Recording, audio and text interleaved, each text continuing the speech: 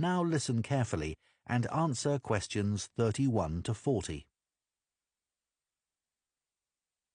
For my project on invertebrates, I chose to study tardigrades. These are microscopic, or to be more precise, near microscopic animals.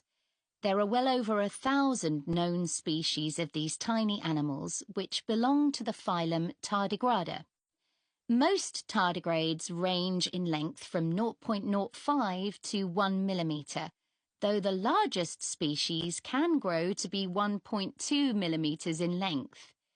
They're also sometimes called water bears, water because that's where they thrive best, and bear because of the way they move. Moss piglet is another name for tardigrades because of the way they look when viewed from the front.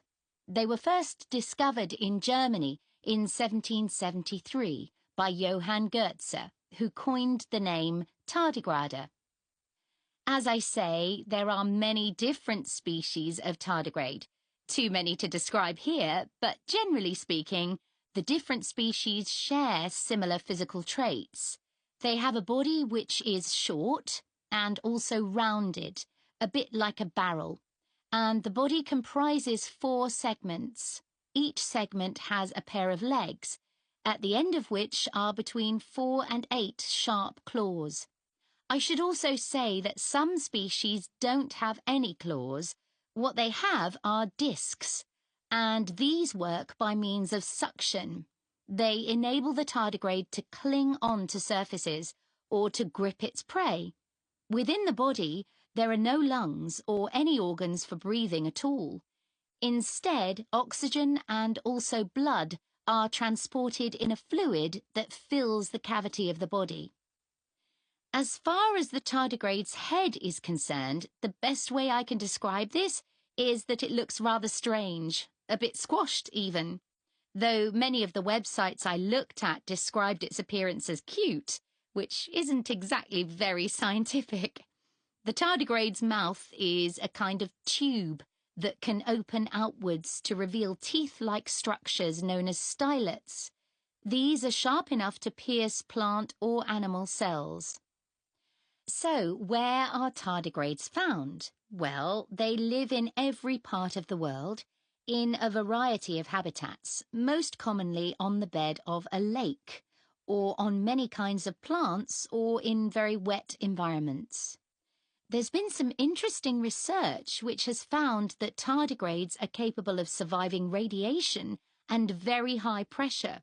And they're also able to withstand temperatures as cold as -200 degrees centigrade, or highs of more than 148 degrees centigrade, which is incredibly hot.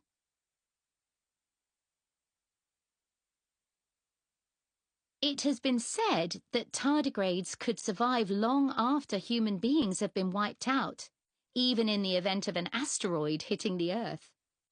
If conditions become too extreme and tardigrades are at risk of drying out, they enter a state called cryptobiosis. They curl into a ball called a tun, that's T-U-N, by retracting their head and legs, and their metabolism drops to less than 1% of normal levels. They can remain like this until they're reintroduced to water, when they will come back to life in a matter of a few hours.